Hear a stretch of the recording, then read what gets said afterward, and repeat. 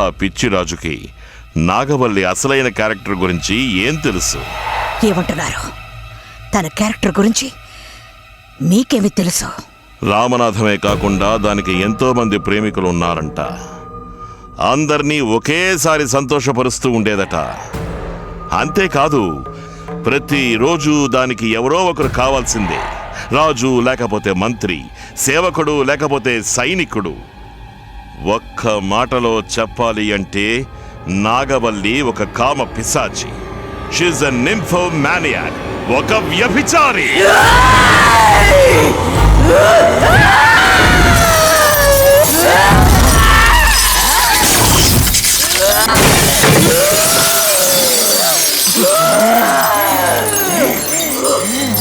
ஏய் நாயே, என்ன பத்தி உனக்கு என்னடா தெரியும்? ஏ ராமநாதனை தவிர வேற யாரையும் ஏறெடுத்து பார்த்தவன் இல்லடா நானு. என்ற பத்தி தப்பா இன்னொரு வார்த்தை பேசுன எரிச்சிடுவேன் உன்னை. நான் அழிக்கணும்னு ஆசைப்பட்டது உன்னை இல்லடா, அந்த விஜய ராஜேந்திர பாகுதூர. அவனுக்கு முன்னால நீ கையால பலியாயிடாத. ఎవరు నువ్వు? ఎవరు నువ్వు? గౌరివా నాగవల్లివా?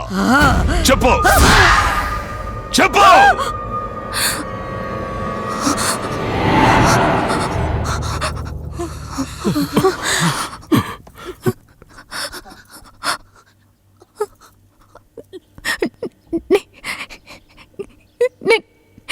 నేనేం పాపం చేశాను?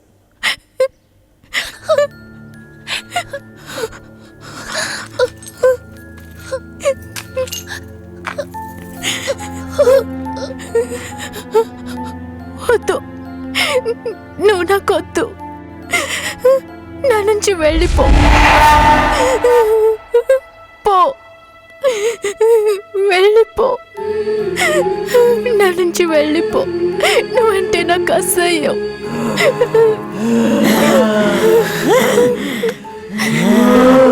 నువ్వు నాకొద్దు, నువ్వు నాకొద్దు. వెళ్ళిపో. నన్ను వదిలేసే, నన్ను వదిలేసే ప్లీజ్. డాక్టర్, నన్ను చంపేయండి డాక్టర్, నన్ను చంపేయండి.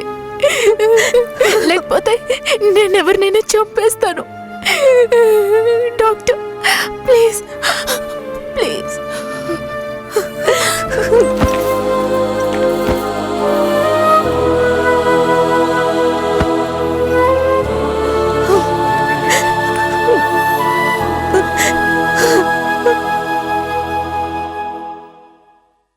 మిమ్మల్ని ఎలా మెచ్చుకోవాలో నాకు తెలియడం లేదు.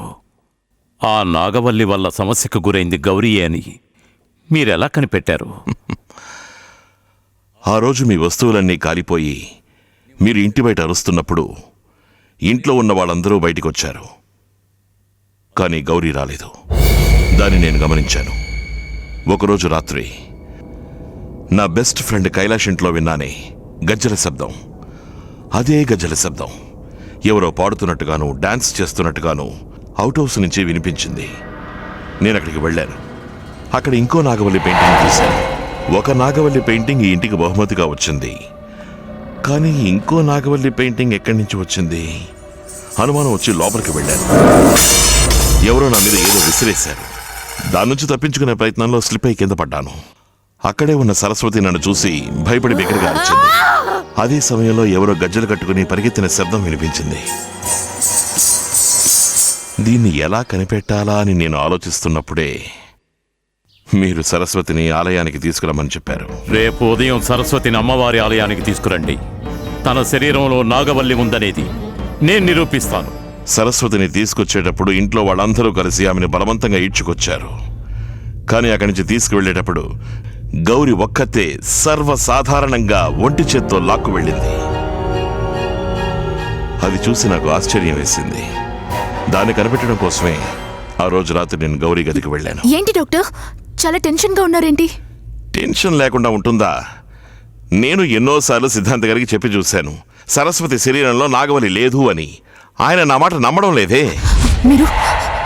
మీరేమనుకుంటున్నారు డాక్టర్? దేని గురించి? మా అక్క ఒంటి మీద నాగవల్లి ఉన్నట్టు సిద్ధాంతి గారు చెప్పారు కదా. అప్పుడు గౌరీ ముఖంలో ఒక విధమైన సైకిక్ వైబ్రేషన్ ని నేను చూశాను. ఆ విషయం గురించి. ఓహో, దాని గురించా? నేను కన్ఫర్మ్ గా చెబుతున్నాను, మీ అక్క ఒక మానసిక రోగి. She a mental patient. నా అంచనా ప్రకారం ఈ ఇంట్లో నాగవల్లి సమస్య లేనే లేదు. అప్పుడు గౌరీ గొంతులో వణుకుని మాటలో తరబాటుని గమనించాను. నాగవల్లి వల్లే ఇన్ని సమస్యలు జరుగుతున్నాయని అనవసరంగా సిద్ధాంతి గారు మాట్లాడుతున్నారు. మీరంటున్నట్టు మన ఇంట్లో ఖచ్చితంగా ఆ నాగవల్లి సమస్య లేదు డాక్టర్. సరస్వతి భరతనాట్యం డ్రెస్ ని ఆ రోజు నేను గౌరీ గదిలో చూశాను. అవుట్ హౌస్ లో సరస్వతి పడుకుని ఉన్నప్పుడు ఆ భరతనాట్యం డ్రెస్ ని గౌరీ వేసుకుని నాగవల్లిలా డాన్స్ చేస్తోంది.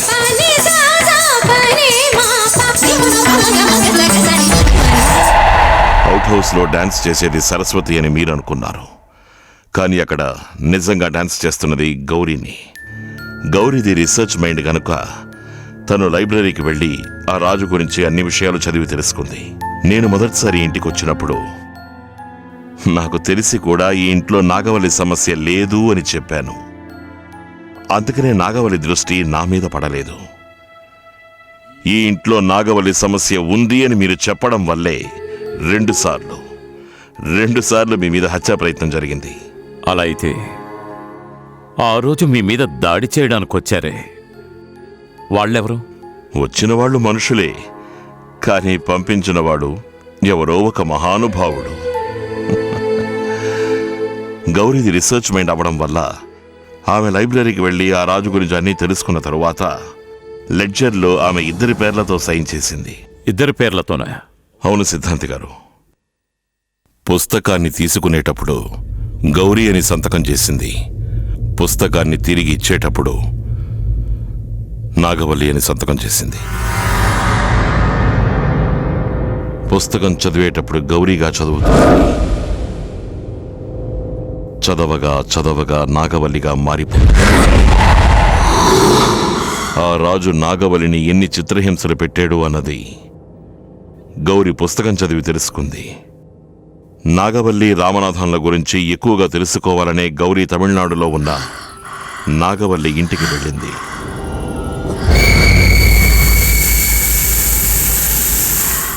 గౌరీగా లోపలికి వెళ్ళింది.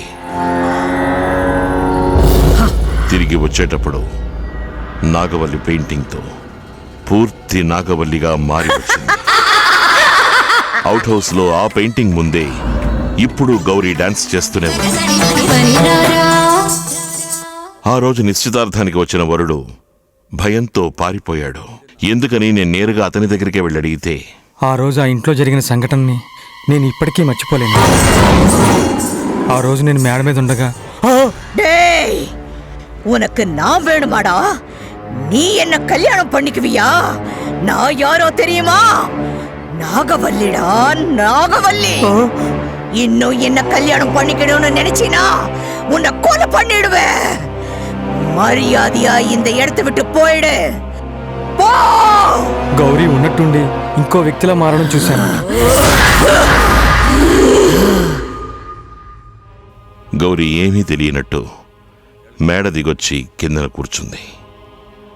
సరస్వతి నాగవల్లి పెయింటింగ్ని బహుమతిగా పొందింది. గీత నాగవల్లి బొమ్మను వేయడానికి ఆశపడింది. కాని గౌరీ నాగవల్లిగానే మారిపోయింది.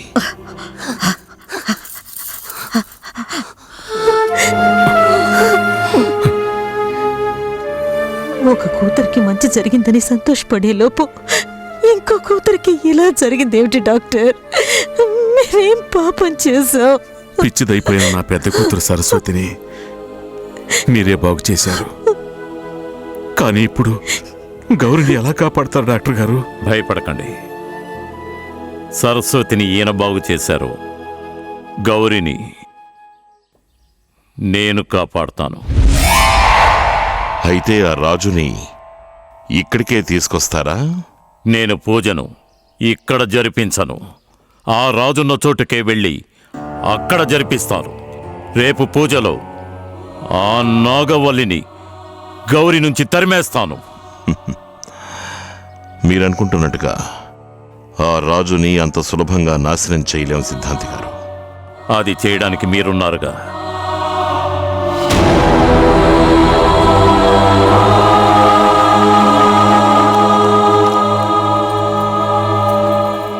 పడుకో, ప్రశాంతంగా పడుకో. ఈ అమాయకురాలి శరీరంలో ఉన్న నిన్ను రేపే సర్వనాశనం చేస్తాను.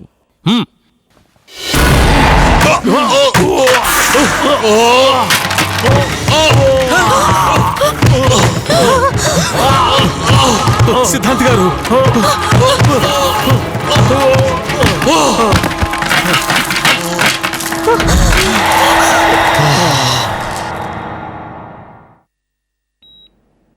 నా బిడ్డని కాపాడతానని నాకు ధైర్యం చెప్పిన సిద్ధాంతి గారే ఇలా అయిపోయారు.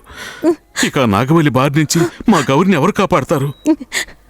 అమ్మా అమ్మా సరస్వతి, గౌరిని చూసుకోమని చెప్పాను కదమ్మా, దాన్ని ఒంటరిగా వదిలేసి ఎందుకు వచ్చావు? నేను ఇల్లంతా వెతికానమ్మా, గౌరీ ఎక్కడ కనిపించలేదు. డాక్టర్, నా భరతనాట్యం డ్రెస్ లేదు, తను కనిపించట్లేదు.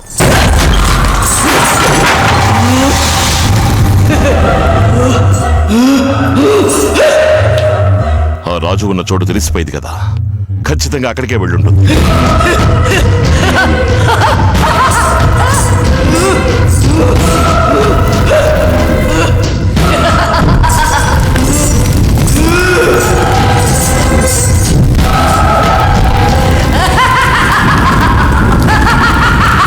డాక్టర్ గారు, నా కూతురు. అమ్మా, కాపాడే ప్రయత్నం నేను చేస్తాను. మీ కులదైవాన్ని వేడుకోండి. దైవశక్తికి ముందు మరే దుష్టశక్తి గెలవనే గెలవదు.